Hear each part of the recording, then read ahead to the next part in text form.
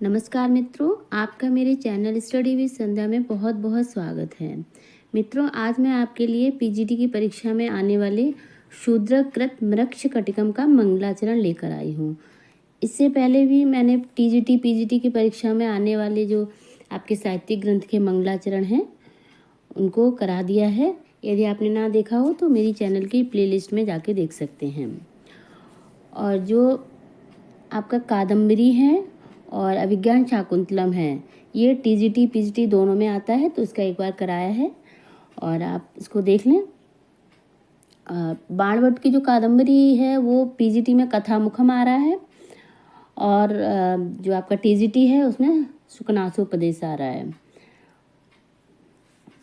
चलिए इसके विषय में कुछ जान लेते हैं। तो ग्रंथ का नाम क्या है? मृक्ष कटिकम। मृक्ष कटिकम यानी मिट्टी की गाड़ी। मिट्टी की गाड़ी, ठीक है। मृक्ष मतलब मिट्टी और कटिकम यानी गाड़ी, मिट्टी की गाड़ी। तो ये तो हो गया आपका मृक्ष कटिकम का नाम, मतलब क्यों पड़ा है, मिट्टी की गाड़ी क्यों पड़ा है कि जो इसमें रोहताश होता है जो चारुदत्त का पुत्र, तो वो गाड़ी की, सोने की गाड़ी की मांग करता है, उसी के आधार पर कुछ मिट्टी की गाड़ी इसका नाम पड़ा है। आगे देखते हैं इसका मंगलाचरण कैसा है। तो ये आशीर्वादात्मक भी है और वस्तु निर्देशात्मक भी है। इसके लेखक कौन है? शूद्रक हैं। उपजीव्य चारुदत्त है। जो भास का नाटक है चारुदत्त, ये उससे प्रेरित है और काल्पनिक है। 10 अंकों का प्रकरण ग्रंथ। अब प्रकरण है, प्रकरण ग्रंथ मतलब 10 अंक, ठीक है। जो प्रकरण ग्रंथ होता है वो 10 अंक का ही होता है। कथानक कैसा है? कवि कल्पित है। सामाजिक रूपक है, ये एक सामाजिक रूपक है। ये नायक है इसके चारुदत्त और नायिका है वसंत सेना। षष्ठ अंक में मिट्टी की गाड़ी की घटना के आधार पर इसका नामकरण किया गया है। तो चलिए इसका मंगलाचरण देख लेते हैं। तो इसका पहला मंगलाचरण है। पर्यंक ग्रंथि बंध द्विगुणित भुजगाश्लेष संबीत जानोः अंतः प्राणावरोध विपुरत सकल ज्ञान रुद्रेन्द्रियस्य।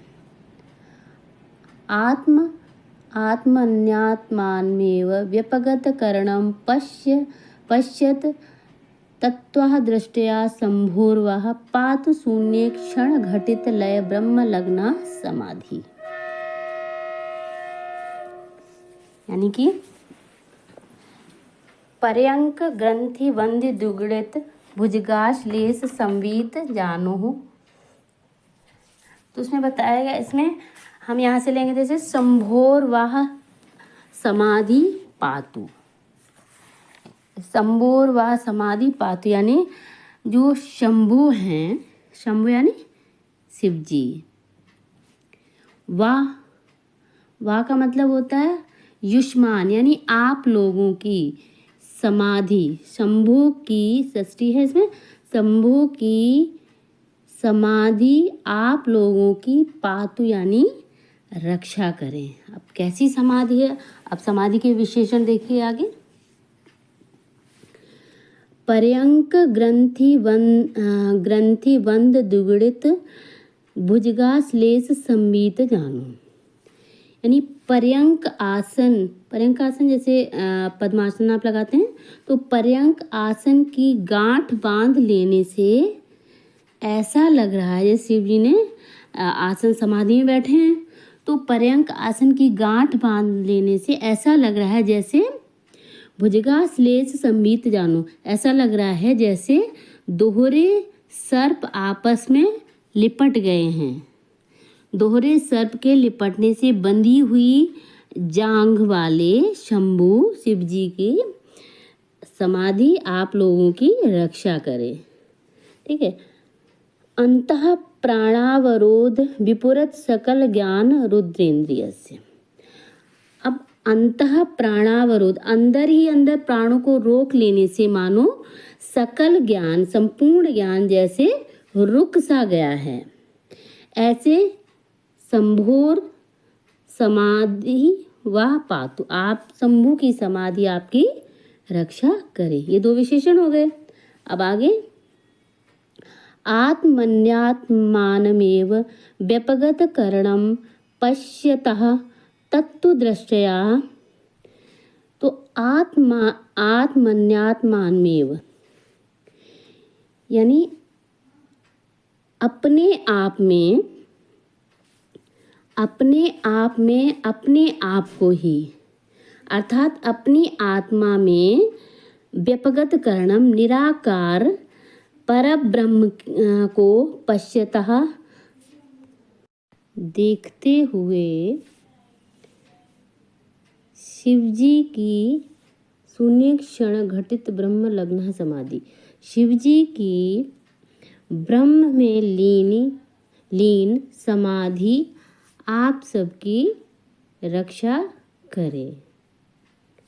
अर्थात अपने आप में अपने आप को, अर्थात स्वयं में अपनी आत्मा को, अर्थात अपनी आत्मा, अपनी जो आत्मा है, अपनी आत्मा में निराकार, जिसका कोई आकार नहीं है, निराकार पर ब्रह्म की को तात्विक दृष्टि से देखते हुए ब्रह्म में लीन शिवजी की समाधि आप सबकी रक्षा करें। इसका ठीक से देख लेते हैं। पर्यंकासन लगाने से, दोहरे सांप के लिपट जाने से जिनकी दोनों जांघें स्वतः कसकर बंध गई हैं। अब भुजग यानी सांप, तो सांप तो शिव जी के पास रहते ही हैं, तो ऐसा लग रहा है कि उन्होंने जो आसन लगाया है तो जो भुज हैं उनकी जांघों में लिपट गए हैं। जैसे प्राण आदि वायु को देह के भीतर ही रोक लेने से जिनकी सारी इंद्रियां बाहरी ज्ञान से विरत हो चुकी हैं। प्राण आदि वायु को रोक लेने से अपनी इंद्रियों को बाहरी जो उससे है विरत कर लेने से जो इंद्रियां हैं, अब बाहर क्या हो रहा है क्या नहीं हो रहा है, क्योंकि वो समाधि में लीन है। तथा तत्व दृष्टि से जिन्होंने अपने आप में ब्रह्म का साक्षात्कार कर लिया है, वैसे शिव की वह ब्रह्मलीन समाधि आप सबों की रक्षा करें। यहाँ पे आशीर्वादात्मक मंगलाचरण है। एक और मंगलाचरण है जो देखते हैं। श्लोक दूसरा है इसमें। पातु वो नीलकंठस्य कंठा श्यामां मुदोपमहं गौरी भुजलता यत्र विद्युल्लेखेव राजते। यानी पातु यानी रक्षा करें, वो यानी आप सबकी कौन रक्षा करे? नीलकंठस्य कंठा, नीलकंठ यानी शिव जी का कंठ आप सबकी रक्षा करे। अब कंठ कैसा है वो देखते हैं। श्यामाम्बुदोपमः, जो सजल जलद की तरह विष पीने से काले बादलों के समान शिव का नीलकंठ। देखो, अब शिव का कंठ नीला है क्योंकि उन्होंने विष का पान किया था। तो अब उसकी उपमा काले बादलों से दी गई कि जो बादल होते हैं जो जल से परिपूर्ण होते हैं, जैसे शिव जी का जो कंठ है वो विष से भरा हुआ है और उसकी वजह से कैसा हो गया, नीला हो गया है। तो जैसे काले बादल होते हैं तो काले जो शिव जी का कंठ है वो काले बादलों के समान है और जिसमें पार्वती की गोरी भुजा रूपी लता बिजली के समान सुशोभित होती है, आप सबकी रक्षा करें। तो गौरी भुज लता यत्र विद्युल्लेखेव राजते, विद्युत यानी बिजली। तो जो बिजली की रेखा होती है ना, यानी कि जो पतली पतली गौरी की भुजाएं हैं, पार्वती जी की जो भुजाएं हैं, वो शिव जी के कंठ में इस तरह सुशोभित हो रही हैं जैसे काले बादलों में बिजली। अब इसको इन्होंने जैसे शंकर और गौरी मानो चारुदत्त और वसंत सेना है, तो इसमें वस्तु निर्देशात्मक मंगलाचरण भी कुछ अंश प्रतीत होता है। ठीक है, तो इस तरह इसमें 2 मंगलाचरण हैं। प्रथम इस वाले द्वितीय में आपका अनुष्टुप छंद है और पत्रावली नांदी है इसमें, और जो आपका प्रथम मंगलाचरण है इसमें श्रगधरा छंद है। ठीक है, तो इस तरह आज आपके जो मंगलाचरण की श्रृंखला थी वो समाप्त होती है। तो यदि आपको मेरा ये प्रयास पसंद आए तो कृपया लाइक करें, शेयर करें और मेरे चैनल को सब्सक्राइब करें। धन्यवाद।